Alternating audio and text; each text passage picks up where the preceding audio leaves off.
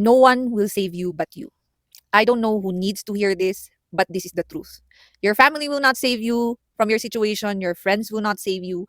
The only person who will move so that you can fulfill your dreams, so that you can fulfill your glow up, is going to be you and you alone. Okay. If you're looking for a support system and you're still looking on the same place, then you have to change. Okay? Sa glow up kasi ng buhay, it is holistic and it entails financial, spiritual, emotional, mental, physical. Okay? Hindi pwedeng yung physical self mo ang nag-improve lang. Lahat dapat, pati yung bank account mo. So, if you want to level up your game, you have to take responsibility of your life and you have to accept that nobody's going to be there to pick you up. Your support system can only do so much. Okay? But the real work is going to be on you.